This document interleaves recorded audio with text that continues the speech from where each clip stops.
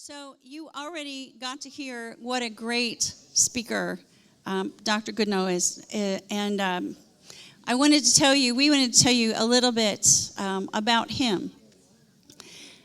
He is an assistant professor of history at Tiffin University. A native of Ohio, Dr. Goodnough received his BA from Bowling Green State University in 2011 and completed his MA and PhD in cultural and intellectual history from Kent State University. Professor Goodnough's teaching interests are wide-ranging. He specializes in the histories of the U.S. from colonization to globalization, sub-Saharan Africa, and world history. Dr. Goodnough uses the lens of cultural history to teach how culture can provide insight into a plethora of historical themes. At TU, he worked to develop the public history major, which merges the field of history with the university's mission of linking knowledge to professional practice. An active scholar, Dr. Goodnough has presented research at international, national, and regional conferences. He published a journal article and an encyclopedia entry about the New Left during the 1960s. His current research focuses on anti-modernism during the 1970s. Please join me in welcoming back Dr. Michael Goodnough.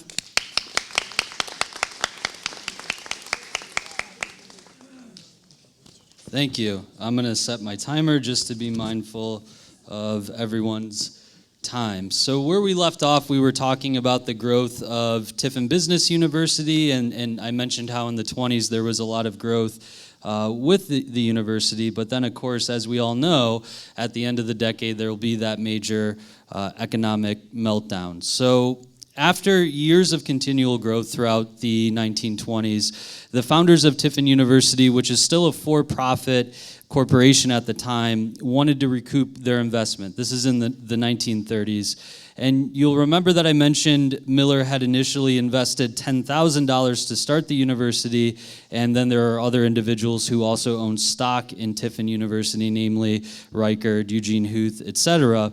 And the three of them wanted to pay themselves the value of their stock, which had increased in value, and also wanted to find a way to continue Tiffin Business College after their deaths. And in the late 1930s, during the height of the Great Depression, the three men wanted to devise a way, essentially, to get their money back, to get the cash for the stock that they owned in Tiffin Business University. And so the three men had two options. The first would be to sell the university outright to outside investors to get the money and the value of the stock, or to become a nonprofit organization. And so one of the initial plans as part of this was to sell off that farm that I mentioned, but there were a lot of changes to the tax code during the New Deal, the second New Deal, I should say, under FDR's administration. And what that meant is with those changes in the tax codes, essentially they wouldn't be able to liquidate the farm in order to get their money back with their initial investment. So instead what they did is they settled on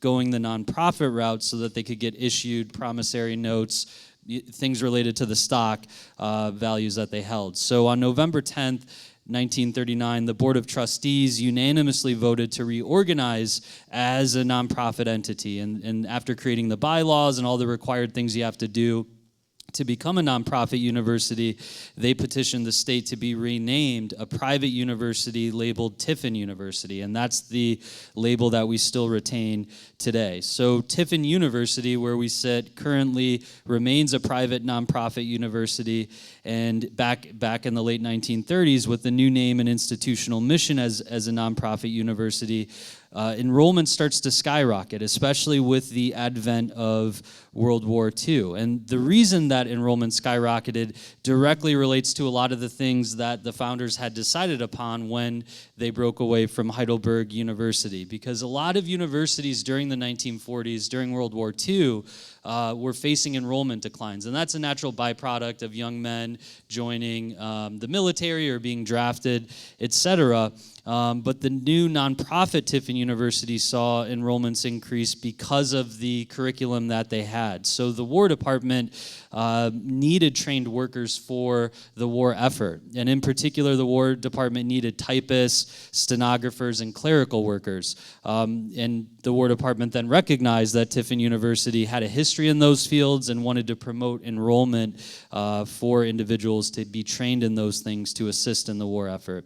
And so they actually selected TU as the sole university in the Midwest to train more than 800 women for roles in the Air Technical Service Command. And so these students came from many different states, around 10, and that helped extend the reach of the university. It got its name out and things like that in the kind of national consciousness. And as Dr. Grandillo mentions, it's unlikely that Tiffin University would have survived the war years had it not been the War Department, the federal government, needing those workers for their effort. If it was a different time and a different kind of war, perhaps then TU's enrollment would have also decreased during World War II and then ultimately maybe closed. But either way, as Grandillo points out, the tuition generated from those 800 students accounted for 90% of the university's revenue. So you can really see the effects that would have on the continuation of Tiffin University. And it's a really interesting story when you think of it, just because a lot of colleges suffered during World War II, but Tiffin University thrived. So in the last 10 minutes, what I'm going to do is kind of focus on the modern campus. But I'm kind of struggling with my clicker here. I might need some help. I just did something. I don't know. I had it down for the first half.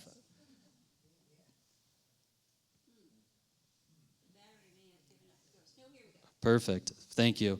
And so as the end of World War II gave way to the new post-war economy, it was clear that enrollments in universities would skyrocket. I was talking to an audience member about the GI Bill for many vets and returning soldiers, and with Tiffin University having those business programs, it connected to larger post-war economic trends. And so it became clear that Tiffin University would experience continued enrollment growth in the immediate years after World War II. And so the original building that they had moved into, they started to grow too large for it. And if you remember, Tiffin University had a farm, so there's a lot of discussion about where are we going to move when we need to.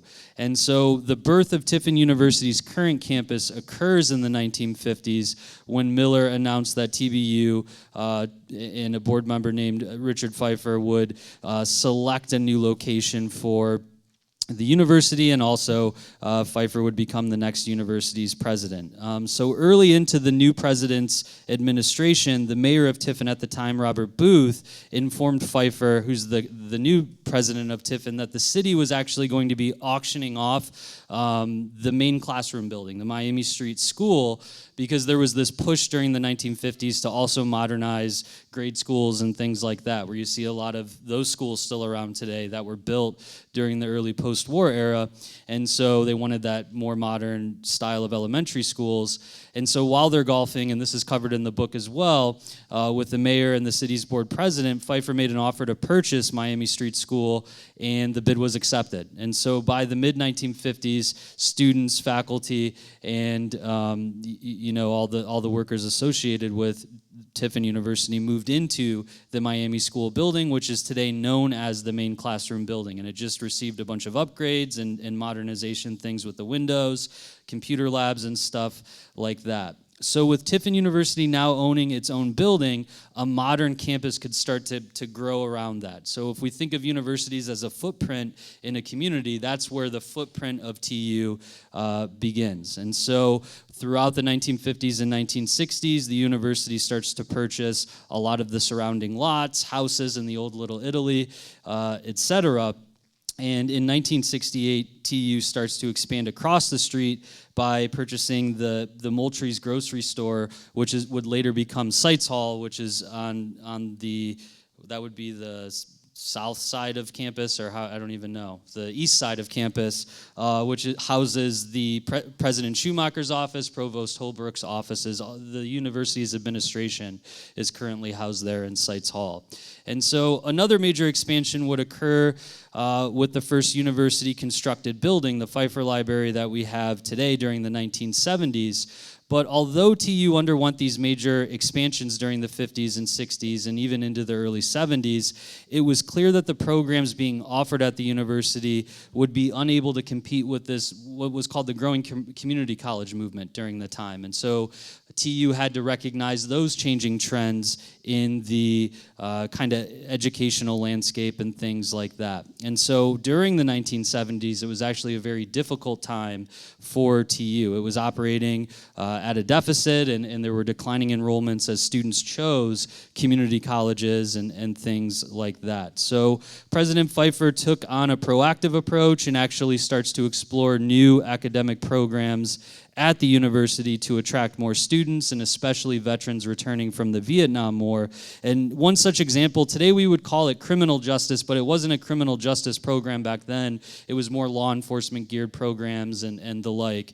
And so that's one of the ways that Tiffin University attempted to position itself during this time. But it wasn't only the lack of programs, as you'll see in the book, it was also the lack of residence halls. And a lot of students at this time in the 1970s, they desired the classic college experience. They wanted to live in a dorm, be on campus, and things like that.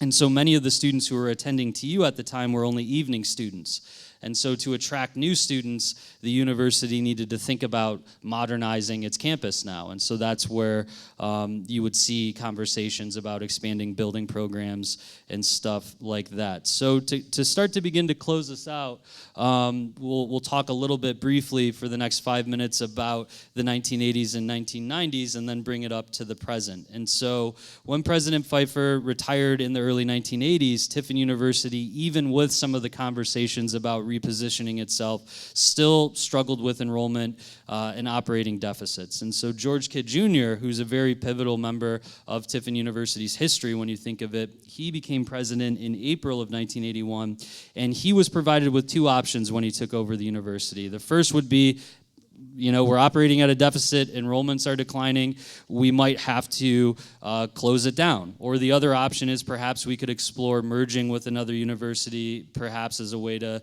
maintain growth and things like that. But instead of limiting himself to those two options, he was like, well, maybe those aren't our only two options. Let's try something different. And so he would work to forge a new path for the university by reshaping the narrative. And then from reshaping the narrative, you can harness a lot of momentum. So instead of it being a university that was declining and stagnating, he wanted to reframe it as one of dynamism and growth and things like that. And so he knew for Tiffin University to survive, it would need to be more competitive with other four-year universities, not the community colleges. And so he would do this through a very radical restructuring of the campus and its functions. And President Kidd is widely regarded as the father of modern Tiffin University. So we can point to his administration as really changing the university. And it would actually undergo its most explosive growth in its whole history under President Kidd. And so his strategy hinged on a multi-pronged kind of approach, is that first, we need to increase the number of programs. We need to make sure that we can capture more students in the higher education landscape.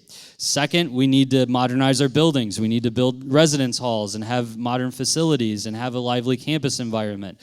So he initiates building campaigns. And then third, he wanted to create a relationship with alumni and philanthropists to donate to the university. Universities can often depend on that for financial gain and things like that. So he worked to modernize how people could give back to the university. So when he took all of those together, he was able to enact his vision to turn it into a very modern university. And so there's a rapid cultural and physical change during this time. And you'll notice that a lot of the buildings on campus were built under his administration. And then he went beyond just physical buildings and wanted to change the culture to make it a more kind of modern university. And so he changes the official motto from Schola Commerci, the School of Commerce, to Sine Audacia Nolium Premium, no reward without courage, without risk there is no gain, is how we anglicize it, and that's the motto of Tiffin today. So it doesn't lose its focus on business education and things like that.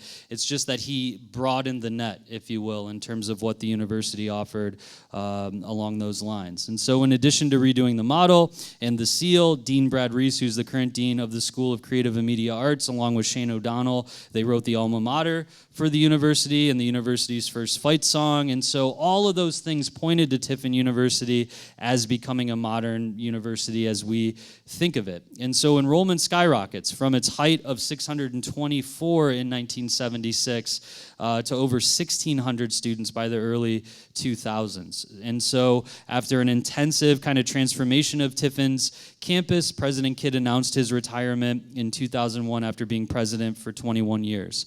And on July 1st, 2002, Paul Marion, another very important president, became the next president of the university, and Marion really worked hard to continue that vision of President Kidd. He wanted to have the university be flexible and proactive so that it could adapt to shifts in higher education. That's why many people at Tiffin University often say that we're a nimble organization, is that when changes arise, we don't wait, like we get going, in other words. So President Marion worked to continue construction programs, adding more buildings, more programs, with 15 undergraduate majors under his administration.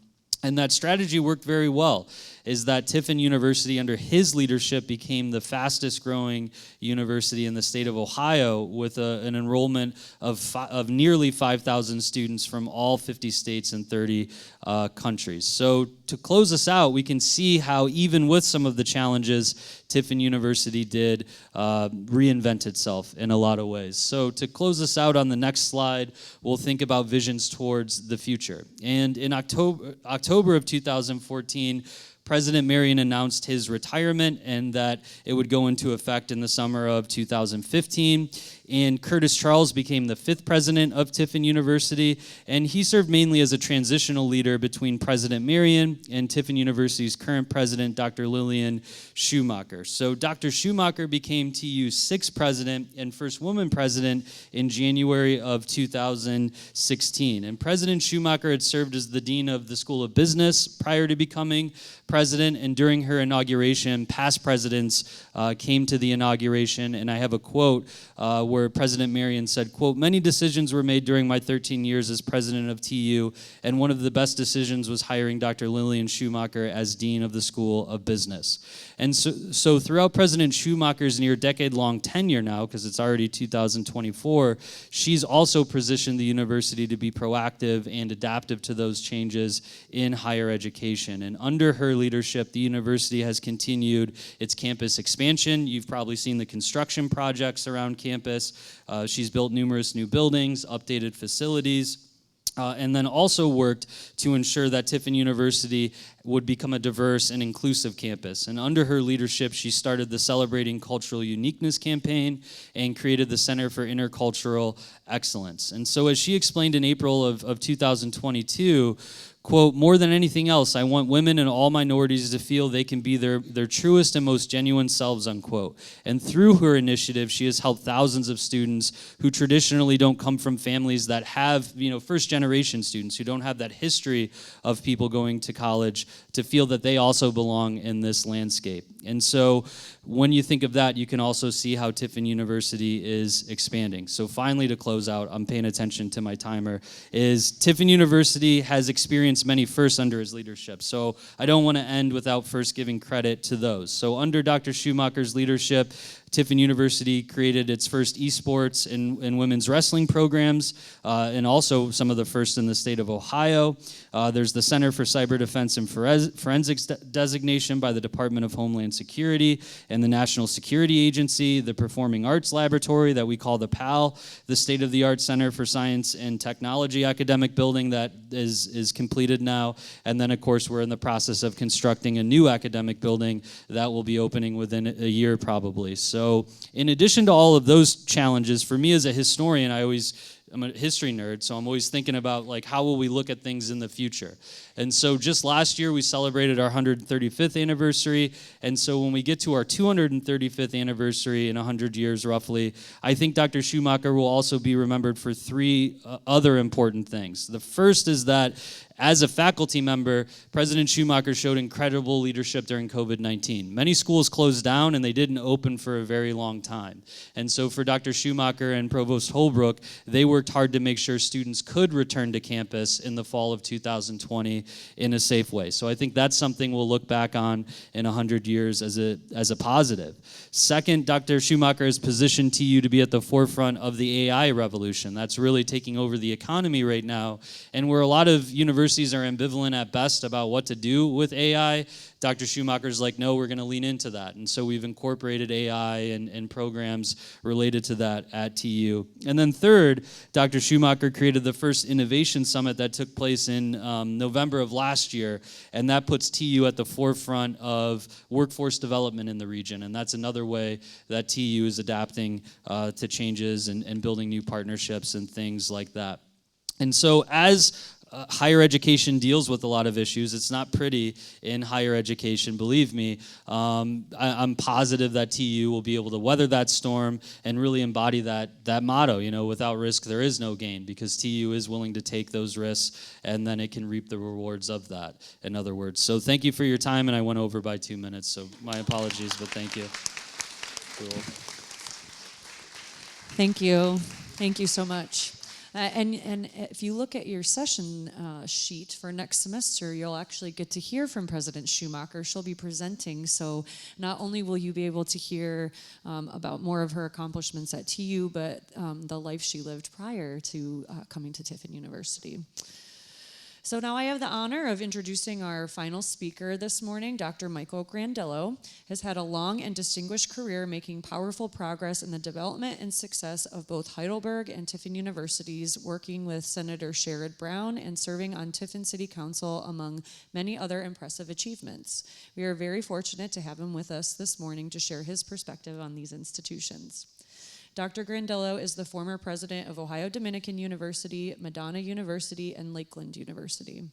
He is currently president of Grandillo & Associates, a consulting firm specializing in higher education, government, and public policy. A native of Dayton, Ohio, Dr. Grandillo received a bachelor's degree in political science from Ohio Northern University, a master of science in education from the University of Dayton. He completed his Doctor of Philosophy degree in higher education and Italian Renaissance history at the University of Toledo. Dr. Grandillo joined Heidelberg University in 1981 as Associate Dean of Admissions, where he doubled the college's enrollment, one of the largest increases of any private institution in the nation. From 1986 to 1995, he served as the Director of Development, leading 2 major capital campaigns and setting fundraising records. In 1995, he was named President of Development and Public Affairs at Tiffin University, where he led the most dramatic physical transformation in the institution's history, adding 110 acres, constructing 11 new buildings, a nature preserve, athletic complex, retirement village, and the expansion of 3 existing buildings. With the help of Senator Sherrod Brown, Dr. Grandillo secured $2 million in brownfield restoration grants, which allowed for the development of 3 residence halls and the most comprehensive indoor track and football complex in Ohio. A published historian, Dr. Grandillo's research focuses on higher education, the Italian Renaissance, and the American presidency. He is the author of Onward to the Dawn, The Definitive History of Tiffin University, as well as numerous articles and presentations. He has received numerous honors, being named one of Detroit's most powerful business leaders and a White House Fellowship regional finalist, among others. We are honored to have him with us today to give his perspective on Tiffin's institutions of higher learning. Let's give a warm Life at TU welcome to Dr. Michael Grandillo.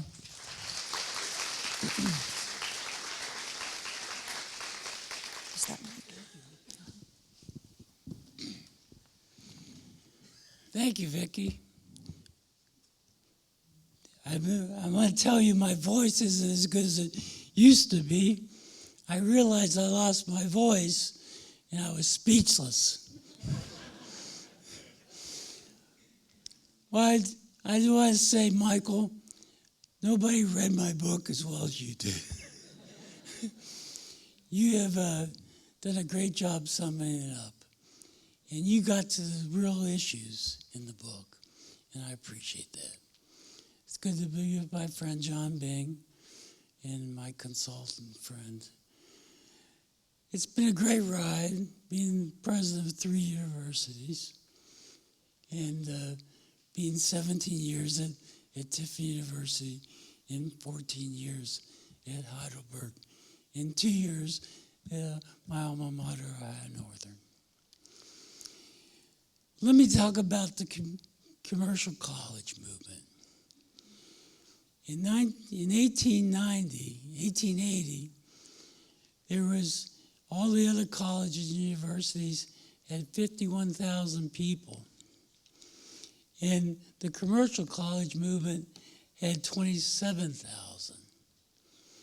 In 1890, all the other colleges had 65,000 students, and the commercial colleges had 79,000. So during that time, every town developed a business college, a commercial college, and Tiffin wanted one. And let me say that the President Willard at Heidelberg was very progressive to add the commercial college. But one thing I want you to know is that each principal of the commercial college was an owner of the commercial college. And they bought and sold it to 5 other people until they sold it to F.J. Miller. And they owned the business, and they made a lot of money. President F.J. Miller made $100,000 in today's money as the principal of the business school, where the poor guy at Heidelberg was only making like $1,000. So, luckily, Josiah Hedges wanted Tiffin to grow. And Tiffin in the 1880s and 1890s was the 10th largest city in Ohio. Because of the railroads and the Local Booster movement, the railroads and the river made it a great place to be. It was the first railroads in Ohio. So that's why we grew. And that's why they picked Heidelberg as a place over Tarleton, Ohio, to be the place where Heidelberg located. And that was very important because the railroad was important, because the president of Heidelberg at the time says, if it doesn't work, we'll just put it on the railroad and move it to another town. One thing I want to emphasize is that F.J. Miller wanted to have international focus of the commercial college. And he, after the 1878 Spanish-American War, Cuba was liberated. And we wanted Cuba to be its own independent country. And F.J. Miller said that he recruited Cuban students, over 50 a year and over 100 at one time. So for 5 years, Heidelberg College and the commercial college had over 100 Cuban students. Now they were very wealthy people. Of course, the Chamber of Commerce got wind of it. And they spent a lot of money in town. And they would have all the women in town go to them for Spanish lessons. And sometimes it'd be into the 1 o'clock or 2 o'clock in the morning that they were at the house of the Spanish kids.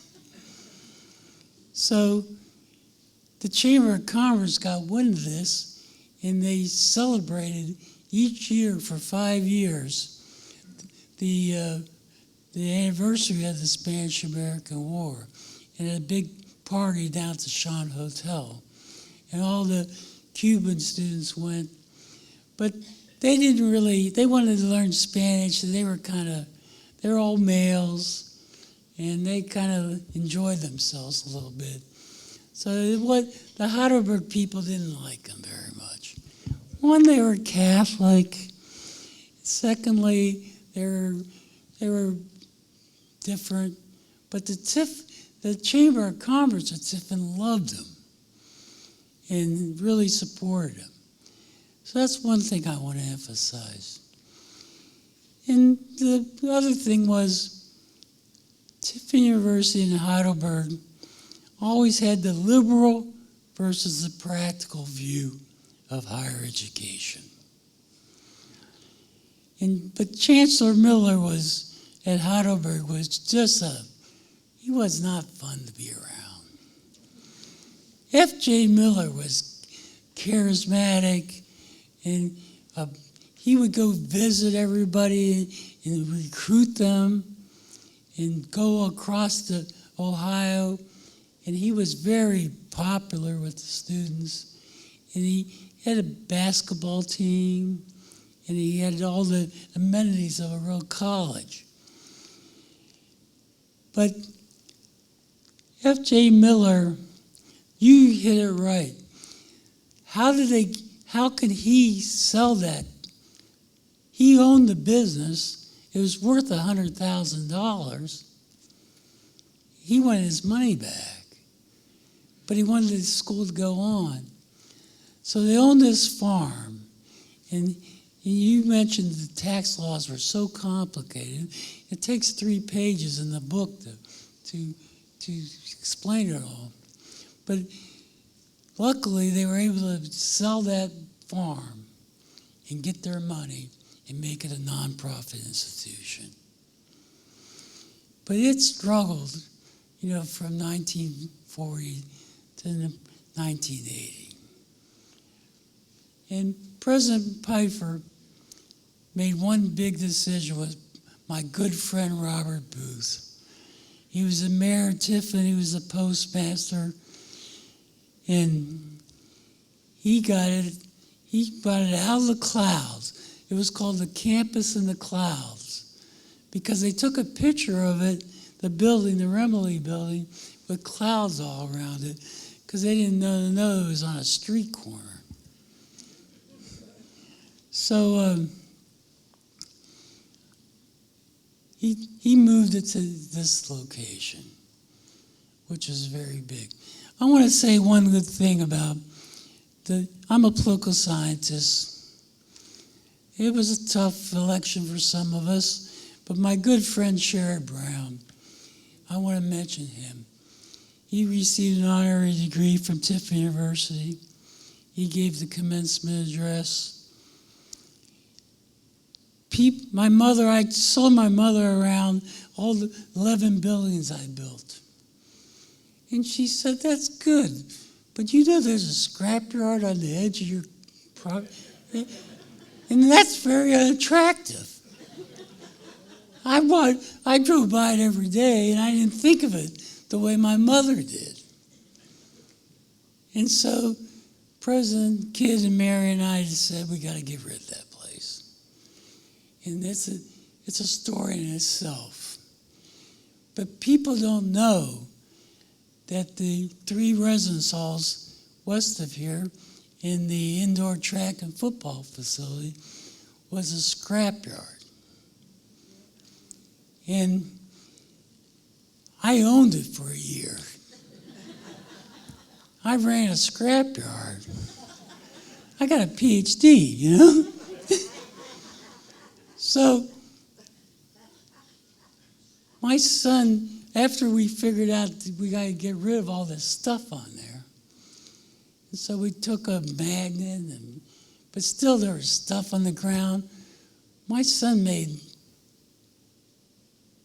$15,000 one year scrapping the metal with his Thrive Calvary High School friends. So we changed that scrapyard, but I had to own it. Tiffin University had to own it before I could get a federal grant that Sherrod Brown was helping me with.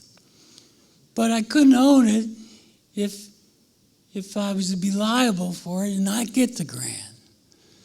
So Sherrod he worked hard every day making that happen for about 3 or 4 months. And he got the grant. We bought the place in one day, and then we got the grant the next day. And he brought the grant to Tiffin, Ohio. We all signed it. We got $2 million of getting rid of all that scrapyard place. And it really changed the institution. People they drive by that today and they don't think of that scrapyard. But I just want to say that Sherrod, it was a tough election he lost, but he was a great friend of Tiffin University. And he's all right. He's my good friend. He even wrote a blurb on my book. So when you buy it, you get to see Sherrod on the back. Well, I was good friends with Harry Chapin. Anybody know who Harry Chapin is? He's a great singer, songwriter, and he closed all his funerals and weddings with the song Circle. All my life's a circle, sunrise and sundown. The moon rolls through the nighttime till the daybreak comes around. Often we look at our lives in a history about circles. We move perpetually onward to the dawn. And when did the dawn arrive at Tiffin University? When the commercial college became in the mind of President Willard, when Miller and Reichert separated the school and gave it its independence, when TBU became TU, when Pfeiffer took it out of the clouds and moved it to Miami Street, when President Kidd took a chance of the presidency and believed it could be something. And I was at Heidelberg and I said, I want to join George Kidd and make this work. And President Marion did a great job. I got to work at my inauguration. All my inaugurations, the 4 presidents I worked for always attended. And only President Kidd and President Marion are left now. But that means a lot to me. My book's called Onward to the Dawn. Dawn is that brief, shiny moment between darkness and twilight. It is the act of rising, a beginning, a becoming, an advent, a moment of perception and understanding. Whatever reason or cause for the daybreak, it is clear it has arrived, and the dawn is here, and the sun now shines brightly on Tiffin University. Thank you very much.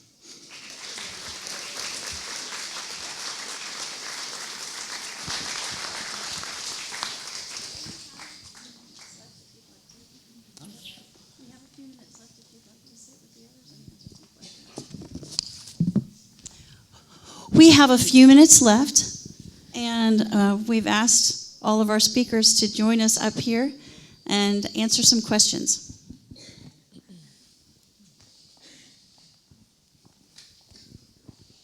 If you don't mind passing this mic between you, we might need to bring these closer together, but yeah. You probably have a wingspan. Okay. And then Vicki will get the questions. So please get your question on mic because we record these on video for the members that can't be here. My question is, where did the Heidelberg name come from? There's some debate about that, actually, but probably the Heidelberg Catechism, but also because Heidelberg, as a university in Germany, was world-renowned. Yeah, the catechism was known in America as the Heidelberg Catechism in the Reformed Church.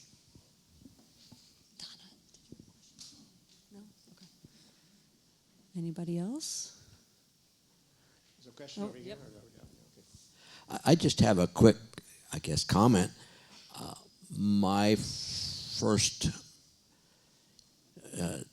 diploma from TU was a 2-year diploma back in the 70s, and I remember getting a phone call asking me if I wanted to go to TU on the new revised GI Bill. And by golly, there was over probably a couple of hundred veterans going over at the main campus. And the first semester that we started up, and man, we dwindled down a little bit when some of the fellows found out, hey, this is a school. We got to go to school. But one of the things I do remember, since it was a quasi-business school at that time, I had to take typing.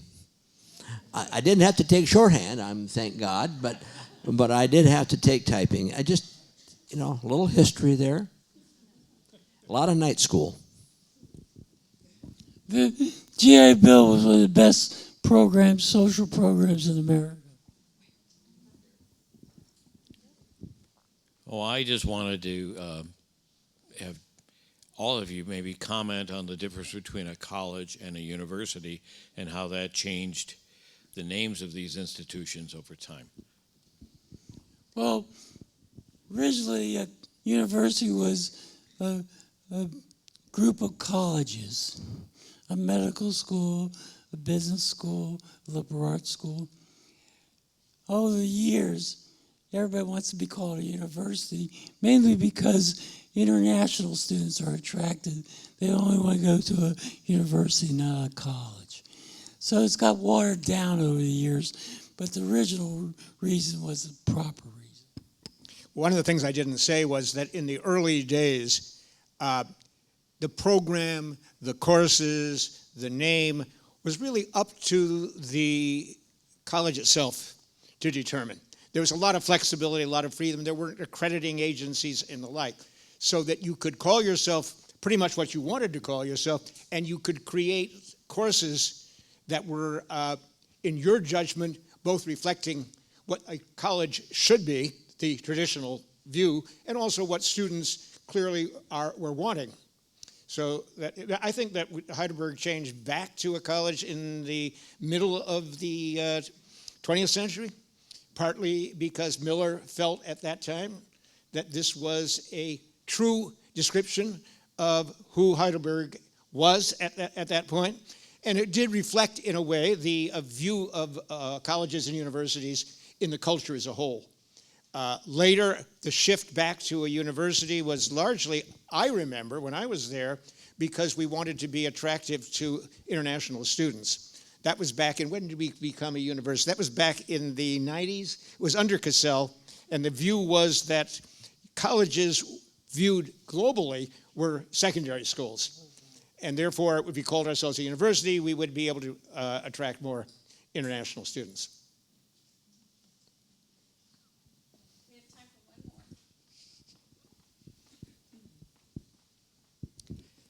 Was there any relationship between Charles and Franklin Miller? Just the name. Between who? Between? The two Millers. Well, there was certainly conflict between them, and they were because they were serving in the same building in a sense. They were. I don't know. That would be a very interesting question. We'd have to kind of look at the private letters and the papers to see the extent to which. But the one point that I didn't make, and the one point that makes a good conclusion, is to recognize the extent to which both institutions existed within a national culture, a regional culture, within a set of expectations as to what kind of institution are you going to contribute money to, what kind of institution are you going to attend. It comes back to the idea, which is still the open question, what are we attempting to do? What does a university or a college education really mean? What value are we adding to the lives of the students that spend 4 years, that interrupt, in some respects, what might have been a fast path to a family and a career to spend that kind of extra time? And my point would be that both schools have become, as a result of this kind of pressure, very, very similar at this time, with somewhat different programs and different foci, but principally they are struggling both to meet the needs of a new generation of students, as you were talking about AI, a new kind of technology, and competition. Online schools, Zooming their courses, a transformation of the community college environment, the extent to which we're now seeing secondary education as a potential kind of preparation for many jobs which have been downsized in terms of technological expectations because of modern technology and the like. So a lot of jobs that were essentially management are now more clerical, I think. But the question still remains, who are we and where are we going to go? And both schools reflected the aspirations of the country. I would love it if we give Dr. Michael Goodnough, Right. What is- because of his age, the last word, and where do you see things going? We've got about 2 minutes. Thank you. My age. I'm 35, so I feel, yeah, it's crazy. Where I think we're going, I think everyone hit the nail on the head. AI is the big thing right now, and obviously with all of the changes that brings, we can't predict what it's going to look like. And I was talking before the presentation is that it's not the text bots that I'm talking about. I'm talking about AGI, which is a self-aware kind of computer model that'll be here probably within the next 5 to 10 years. And so it goes beyond even what's the role of education. It's what does life look like under that kind of system. And what I think will happen, and maybe I'm a dreamer, is that people might be more interested in history and where we came from and things like that as AI starts to take over a lot of the roles that humans previously needed to do. So that's where I see it going, maybe, is that there's going to be positives and negatives with every industrial transformation, and we'll see where we go. It becomes more important to be human. Yeah, that's a really good way to put it. Yeah. And then what kind of education creates a human being where we are distinct from a robot, and what would that matter? Yeah. What kind of role will we play in society because we're not robotic? Absolutely. Okay. Let's give them a round of applause. Thank you so much. Just a quick show of hands. How many of you are alumni of Heidelberg University and Tiffin University? Awesome. In my role as Director of Alumni Relations, I get to visit with, obviously, alumni around the country. And there's a funny story when we moved from the campus in the clouds, which is the downtown building, to the main building. A lot of alumni that I speak to from that time said they did it in one weekend. Everybody showed up, threw everything in the back of pickup trucks, and moved it across town and set up, school the next day. So it's a funny story. I don't know if it actually happened that way, but that's how they remembered it. That they basically got an announcement that they had to bring their trucks and help load up the school and get it to the other side of town. So. Why didn't you speak more about the present? Why didn't you speak more about the present of Tiffin or Heidelberg? I think that Richard did by talking about and Michael as well, the kind of growth that you saw, the buildings, the new courses, this was what was happening at Heidelberg at the same time. Both schools were developing what they felt was a quality education for that next generation. So when you talk about Heidelberg's exceptional, and Mike, the buildings, same thing happening at Heidelberg during this period, just under the auspices of different names. Okay, thank you. All right, so as you all know, the evaluations are important to us, so please make sure you fill out your evaluations, return your name tags. I'm going to pass it off to Mimi for the final words. All right, we want to remind you that Dr. Grandillo is here. He has books, and he has been gracious enough to agree to sign copies to those who want to purchase them. It Mike, is stay in here for a second for a picture. Don't go out there Oh, yet. don't leave yet, please. Yeah, sorry. My father had a copy that is now at our house, and he told me to read Dr. Grandillo's book. He said he just spoke so highly of not only this man, but his work. And I just want to say it's so worth it. And if you don't mind standing in line, because I have a feeling that he's going to get rid of them all today, Yes, they were good friends. So, both tough men. One person we didn't mention is here in the audience that was very significant during the... Hold on one second. Oh, we're talking about John. Yes. John Miller. Yes, indeed. Yes, indeed. All right, we are running behind now, so we will miss you between now and January, but we hope that many of you will take the time to participate in the TU Intergenerational Book Club and the Tech for Seniors classes. Look for occasional emails from us with what's happening at Life at TU in the community, and feel free to use your Life at TU cards to enjoy lunch in the cafeteria. Please read over the session schedule. We are so excited for what we're bringing to Life at TU next semester. Have a wonderful lunch, a wonderful day, and we'll see you soon.